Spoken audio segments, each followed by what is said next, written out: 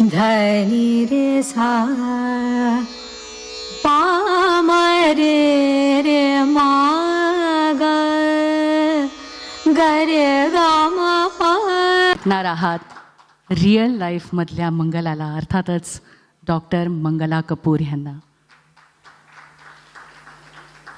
चित्रपटाचा दिग्दर्शिका अपर्णाताई त्यांना घेऊन येत आहेत.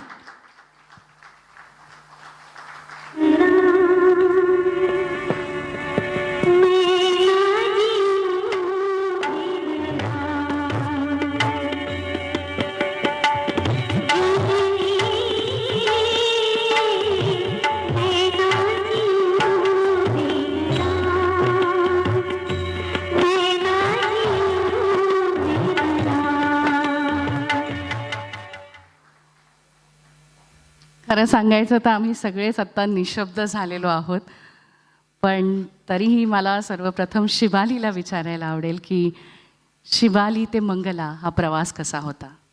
Mic please.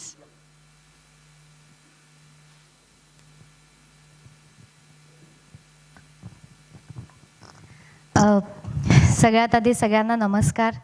Thank you so much, तुम्ही इथे आज आलात. मला खूप भारी वाटतं आहे आणि खरं सांगू तर माझं तोंड सुकलं आहे. मला असं थोडं असं भीती वाटल्यासारखं होतं आहे. मला माहीत नाही काय होणार, कसं होणार. मी जस्ट म्हटलं की जाऊयात आपण, बघूयात वगैरे. आणि मी पण ह्यांना म्हणजे दुसऱ्यांदाच बघते आहे, सो मला इतकं छान वाटतं आहे. आणि मी पहिल्यांदा भेटलेले यांना, तर मला असं झालेलं की बापरे आपल्याला झेपेल की नाही. आणि कदाचित मला असं वाटतं की हा अपर्णा मॅमचा विश्वास आहे माझ्यावरचा, की त्यांनी माझी निवड केली ह्या गोष्टीसाठी. आणि ऑफकोर्स शिवाली हे हास्यजत्रेमुळे मिळालेले नाव आहे मला, आणि आता मंगला हे अपर्णा मॅममुळे मिळणार आहे मला. क्या बात आहे. आणि पोटात गोळा आलाय खूप, कारण मी सुद्धा आज जो ट्रेलर लॉन्च होणार आहे तो पाहिला नाही आहे, पण मी खूप एक्सायटेड आहे. आणि मला सगळ्यात जास्त आनंद आज मंगला मॅमसाठी होतो आहे की सगळ्यांना आज कदाचित किंवा 17 तारखेला आपला सिनेमा रिलीज होतो तेव्हा कळणार आहे की काय स्टोरी आहे त्यांची, आणि ती प्ले करायला मला मिळाली. सो जबाबदारीचं काम होतं आणि खूप मजा आली आणि काहीतरी ऑफकोर्स वेगळं करायला मिळालं आहे मला. आणि मी 100 नाही, 200 नाही, 1000% प्रयत्न केला आहे. आता ऑफकोर्स प्रेक्षकांवर आहे की ते त्यांना कसं वाटेल. वा, खूप छान. थँक्यू. अपर्णाताई ही अशी एक भूमिका आहे की ती सक्षम अभिनेत्रीच पेलू शकते, पण मुळातच हा इतका संवेदनशील विषय तुम्ही मांडताय, त्यासाठी तुम्ही धाडसच केलं असं मी म्हणेन. एकदा जोरदार टाळ्या व्हायला पाहिजेत. मी तुम्हाला जो काही प्रश्न विचारतीये त्या चांगलं मराठी बोलतात, पण त्यांनी आता हिंदी आहे, कारण मंगलाताईंना कळेल की तुमच्या भावना काय आहेत. So ma'am please. आप सबको नमस्कार. सर्वांना मनापूर्वक धन्यवाद, तुम्ही सर्व इथे आलात. मैम से मेरा ताल्लुकात कोई नया नहीं है, हम दोनों एक ही शहर से ताल्लुक़ रखते हैं, बनारस से. सुरों की नगरी है बनारस. और मैंने बचपन में मैम को कई बार गाते हुए सुना था, लेकिन कभी सोचा नहीं था कि ऐसा वक्त आएगा कि मैं मैम के साथ खड़ी हो पाऊंगी और उनके ऊपर कोई फिल्म बन पाएगी हमारे द्वारा. लेकिन आज ये सब संभव हुआ है शिवाली की वजह से और मैम की वजह से. मैम, आपने जो भी बर्दाश्त किया, जो भी आपकी लाइफ में हुआ, उसकी क्षतिपूर्ति हम नहीं कर सकते, ऑफकोर्स नहीं कर सकते, क्योंकि जो भी आपके साथ हुआ वो बहुत ही अकाल्पनिक था. और बस इतना कर सकते हैं कि एक बार खड़े होकर मैम के लिए ताली बजा सकते हैं. बस इतना ही हम उनके लिए कर सकते हैं आज.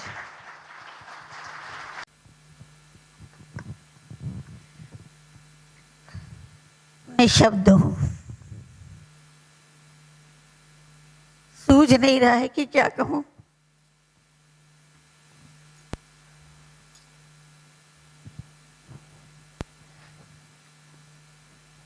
अपर्णा जी ने बहुत हौसला दिखाया.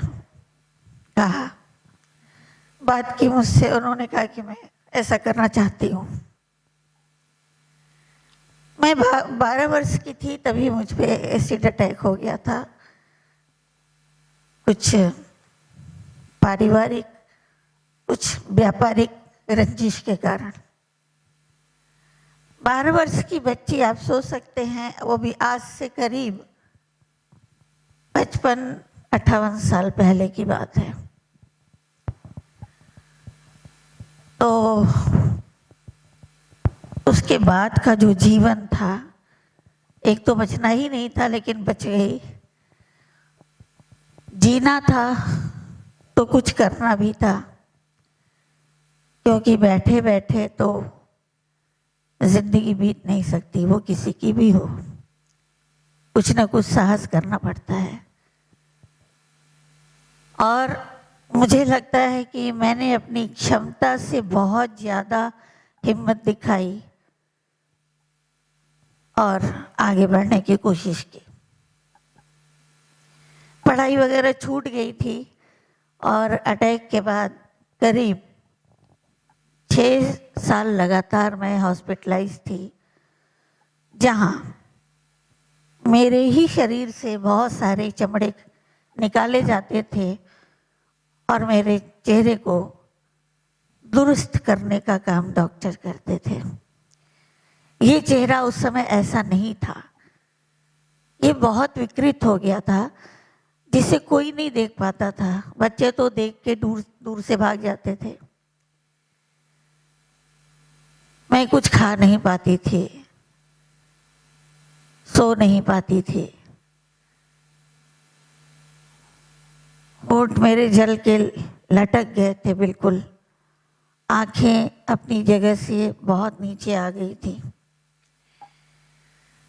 उस पीड़ा को सहना एक छोटी बच्ची के लिए कैसा हो सकता है, ये आप सोच सकते हैं अच्छी तरह।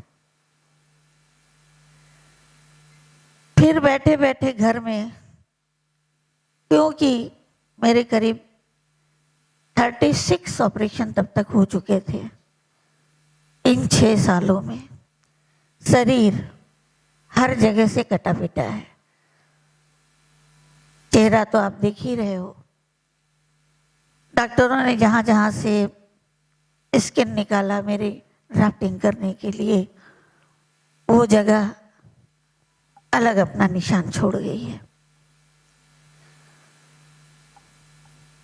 फिर इन दिनों में और इतना ऑपरेशन, हम लोग बहुत बड़े आदमी नहीं थे, पिताजी की जो माली हालत है वो काफी बिगड़ चुकी थी। फिर मैं घर बैठ गई। मैं इतनी ज़्यादा कुंठा में हो गई कि मैंने किसी का सामना करना छोड़ दिया। मैं किसी के आगे बोल नहीं पाती थी, कांपने लगती थी। मेरे पेरेंट्स को नेचुरली जो होना चाहिए, उनको चिंता हो रही थी कि लड़की बच तो गई है, लेकिन इसका जीवन कैसे चलेगा। पढ़ने के लिए डाला, प्राइवेट पढ़ी, अच्छा खासा पढ़ी, और जब सेंटर पे एग्जाम देने गई, पेपर मेरे सामने आया तो मुझे लगा मैंने तो कुछ पढ़ा ही नहीं है। क्यों? क्योंकि वहाँ जितनी लड़कियां थी, जो लोग थे, मुझे देख के हंसने लगे थे। मुझे कमेंट्स मिलते थे अच्छे अच्छे, देखो नाक कट्टी जा रही है, देखो मुँह जली जा रही है, इसका चेहरा कैसा हो गया है। ये सब सुनना पड़ता था मुझे रास्तों में। पढ़ नहीं पाई, फिर घर आके बैठ गई। माता पिता और चिंतित हो गए। मेरा गला बचपन से अच्छा था, मैं गाती थी, अच्छा गा लेती थी। पिताजी ने सोचा कि इसको संगीत सिखाया जाए। डॉक्टरों ने कहा कि ये पागल हो जाएगी अगर ऐसी बंद रहेगी घर में। तो मुझे संगीत सीखने के लिए वहीं पास में स्कूल था, वहाँ डाल दिया गया, सिर्फ इसलिए कि मैं अपने जीवन के बारे में थोड़ा उससे हट के कुछ करूं, कुछ गाऊं, संगीत में अपना मन लगा के जीने की कोशिश करूं। मेरा संगीत का सफ़र वहाँ से शुरू हुआ। मैं रोज आने जाने लगी। आने जाने से ये हुआ कि मेरी हिम्मत थोड़ी बनने लगी। और बहुत संक्षेप में बताऊंगी क्योंकि वो यात्रा बहुत कठिन थी। मैंने काशी हिंदू विश्वविद्यालय से बैचलर, मास्टर, जिसमें मेरा गोल्ड मेडल भी है, और बाद में पीएचडी भी किया। आप सभी जानते होंगे बनारस हिंदू यूनिवर्सिटी BHU के नाम से, मुझे लगता है सभी परिचित होंगे यहाँ। वहाँ पढ़ने के बाद मुझे स्टेज शो के लिए बहुत सारे ऑफर्स आने लगे और फिर मैं जगह जगह स्टेज शो करने लगी। जहाँ भी पहली बार चढ़ी, मेरे चेहरे को देख के बहुत नकारा गया, लेकिन आवाज़ सुनने के बाद सभी मेरे मुरीद होते चले गए और उससे मुझे बहुत नाम, प्रसिद्धि मिली, संतुष्टि भी मिली साथ में कि नहीं, मैं कुछ तो कर ही सकती हूँ। मुझे बनारस की लता के अवार्ड से भी सम्मानित किया गया और ढेर सारे सम्मान मिलते गए और आज भी मिल रहे हैं। मुझे खूप खूप छान। आणि दो स्टेट लेवल के अवार्ड, एक नेशनल अवार्ड मोदी जी से, योगी जी से, राज्यपाल से, सभी मुझे सम्मानित कर चुके हैं। और फिर मैंने वहीं BHU में पढ़ाना शुरू किया, शिक्षण का कार्य किया और मेरे अंडर में फिर काफ़ी बच्चों ने PhD किया। और इस दौरान मैंने करीब 6 पुस्तकों का लेखन भी किया, जिसमें मेरी ऑटोबायोग्राफी, जिसका नाम सीरत है। पता नहीं कैसे अपर्णा जी को वो सीरत से पता लगा या कैसे पता लगा। इनका फ़ोन आया एक दिन, दीदी मैं आपसे मिलना चाहती हूँ। मैंने कहा जरूर आप आइए, आपका स्वागत है। अपर्णा जी, आपको इस बारे में कुछ कहना है का? तुम्ही आता पिक्चरच बघायला सांगणार आहे आम्हाला? कसं म्हणजे तुम्ही सांगा, तुम्ही नाही, नाही, म्हणालात आता आता याच्या पुढे आम्ही काहीच नाही सांगणार आहे. तुम्ही नक्की थिएटरमध्ये जा 17 तारखेला आणि Yes. चित्रपट बघा, म्हणजे आता पुढची स्टोरी तुम्हाला तिथून कळेल. Thank you so much. एकदा जोरदार टाळ्या आता मंगलाजींच्या हातात दिला जाईल आणि त्यांच्या हस्ते हा ट्रेलर लॉन्च आपण करूया. हा इथेच आहे. सो एक असा होईल, मग तुम्ही सगळे उतरल्यावर पुन्हा एकदा आम्ही प्ले करणार आहोत. अलकाताई, खूप वेगळं वाटलं जेव्हा पहिल्याच वेळी ऐकलं तेव्हा, कारण माहिती नव्हती भारतातली ॲसिड अटॅक पहिलीच केस वगैरे. मला आणि शशांक दादांना तर खूप आनंद झाला, मला एक काहीतरी वेगळं करायला मिळतं. आणि ज्या मंगलाजींच्या ॲक्च्युअल आईवडिलांनी जे सहन केलं असेल, म्हणजे त्यांना सलाम आहे. आणि मंगलाजींची विल पॉवर, आपण म्हणतो ना, where there is a will there is a way, मंगलाताईंनी हे सिद्ध करून दाखवलं. खरंच मंगलाताई, तुमच्याबद्दल अत्यंत आदर आहे. खूप बरं वाटतं, प्राऊड फील होतं. आणि आमच्या शिवालीचं मला मनापासून कौतुक करावं असं वाटतं की बऱ्याच नायिका आपण बघतो, आधी मी किती सुंदर दिसते, मी किती मेकअपमध्ये छान दिसते हे बघत असतात.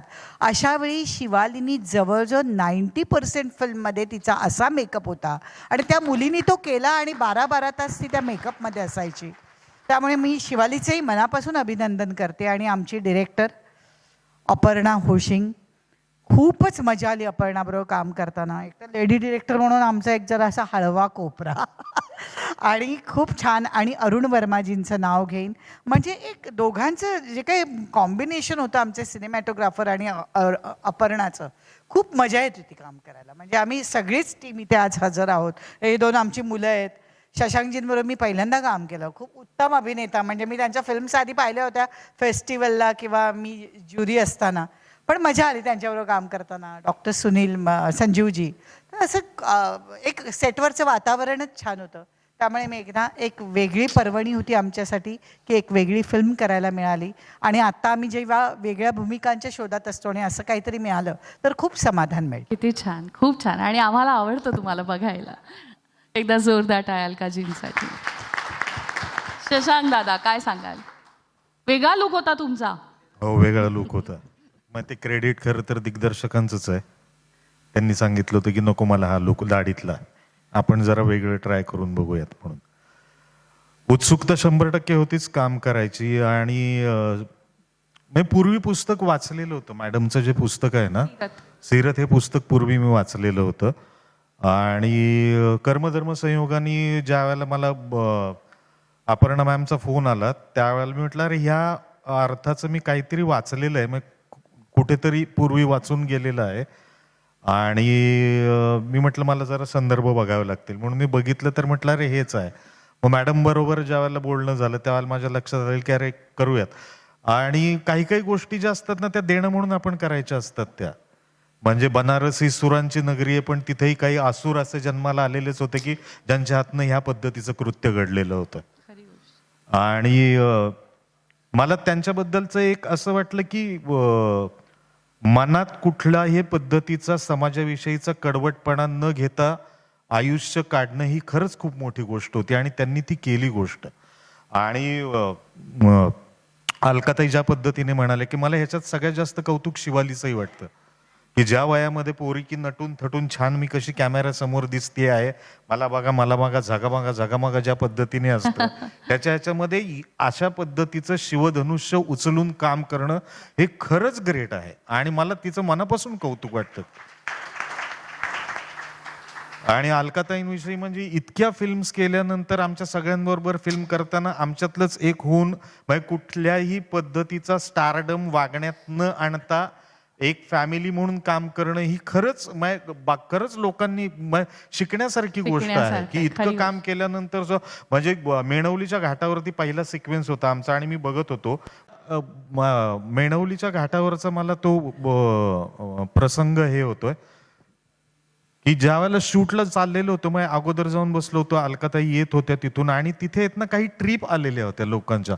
आणि अलकाताईंना बघितल्यानंतरच्या ज्या रिॲक्शन होत्या ना लोकांच्या, म्हटलं अरे बाप रे.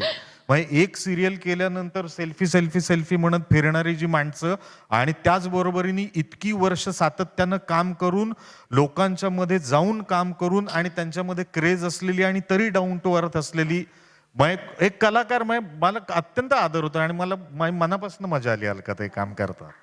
आणि अरुण सर थँक्स, सगळ्यांना अत्यंत छान दाखवलं. सरांना जरा आपण बोलूया स्टेजवरती. तुम्ही अगदी Arunji please come up on the stage. मी वेळेअभावी सगळ्यांना बोलायची संधी देत नाहीये, याबद्दल मला माफ करा. कारण पण प्रतिनिधित्व तुम्ही दोघांनी केलंय या सगळ्यांच्या वतीने असं मी म्हणेन. अरुणजींसाठी एकदा जोरदार टाळ्या व्हायला पाहिजे. आणि ते कुठेही मेकअप वाटत नाहीये, हे तुम्ही नोटीस केलं असेल की ते इतकं नॅचरल आणि रिअल वाटतंय. सो मेकअपमन आणि अर्थात सिनेमॅटोग्राफर आणि या मेकअपमन दोघांचंच हे कौशल्य आहे. तेव्हा थँक्यू सो मच, खूप खूप धन्यवाद. पुढच्या सेगमेंटकडे वळूया. धन्यवाद. येस. अच्छा, आय वॉन्ट टू नो फक्त आणि फक्त एंटरटेनमेंट कोणाचं डोकं आहे?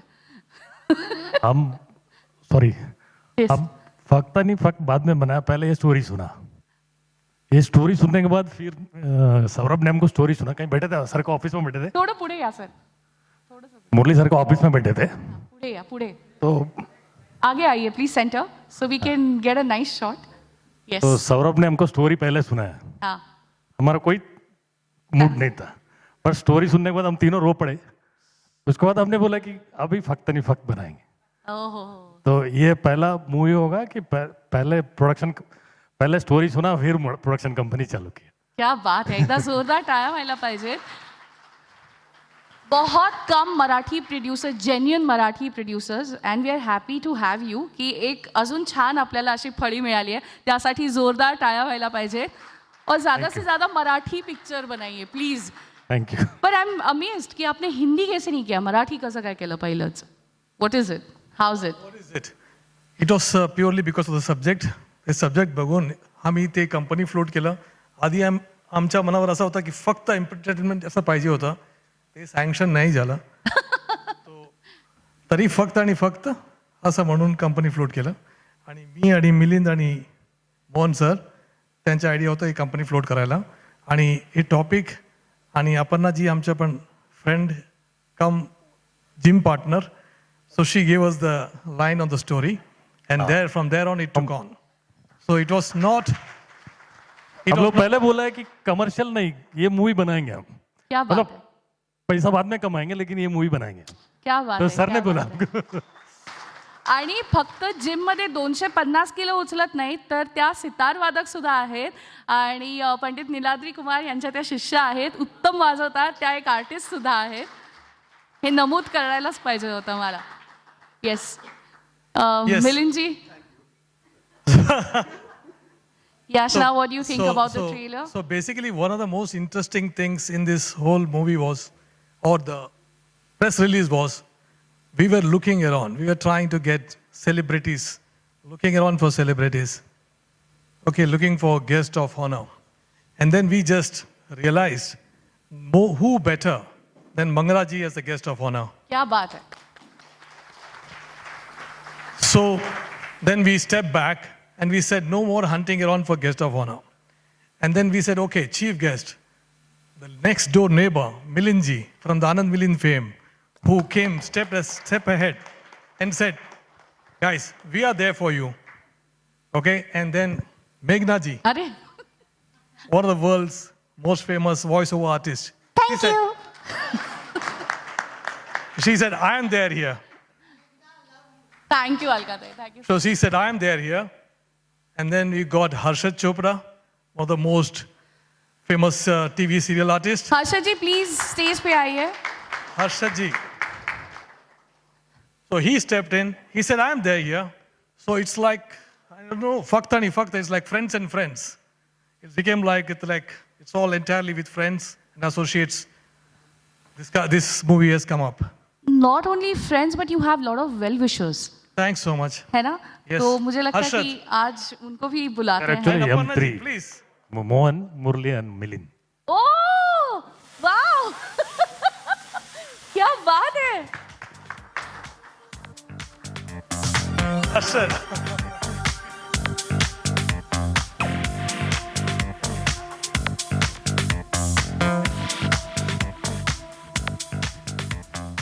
सो अनेक जणांचे आशीर्वाद आज आपल्याला लाभलेले आहेत. तर त्या सगळ्यांना इथे बोलवल्याशिवाय हा सोहळा पूर्ण होऊ शकत नाहीत. आणि आपण बघतोय की किती जेन्युइन प्रोड्युसर्स आहेत, हो की नाही. खरंच किती गोड. त्यांच्यासाठी एकदा जोरदार टाळ्या व्हायला पाहिजेत. अपर्णाताई तुम्ही पण या. अपर्णाताई प्लीज या, तुम्ही पण स्टेजवर या. तुम्ही आमचं पाठबळ आहात, या लवकर. तर सर्वप्रथम ACP दौलत सर ह्यांच्यासाठी एकदा जोरदार टाळ्या व्हायला पाहिजेत.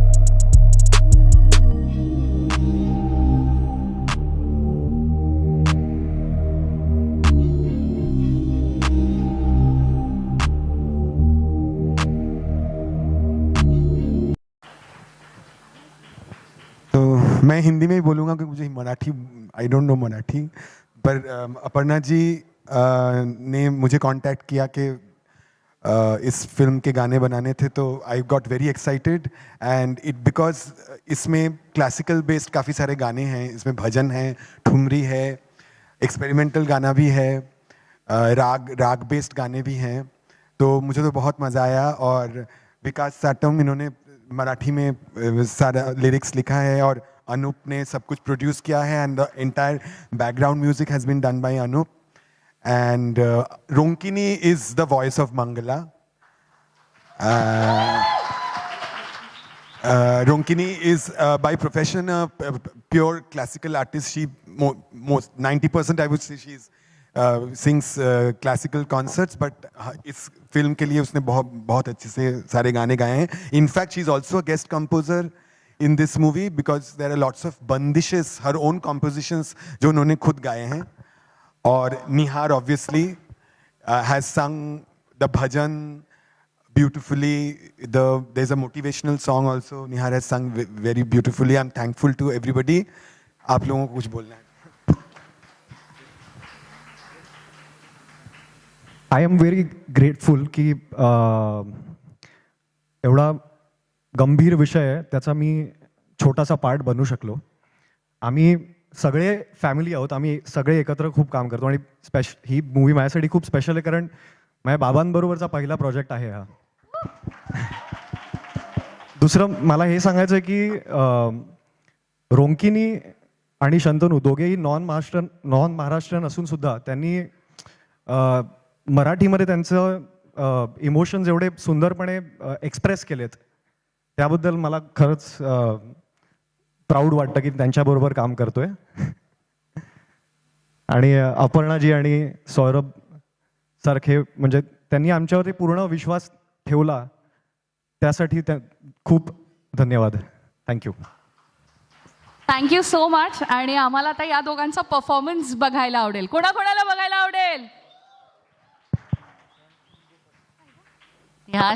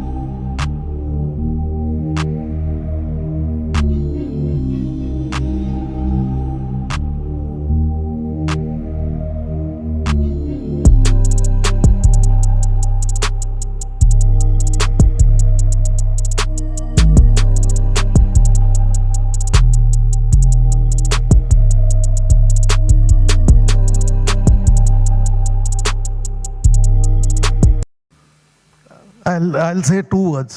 खूप छान. क्या बात है, क्या बात है. Well, good evening everyone.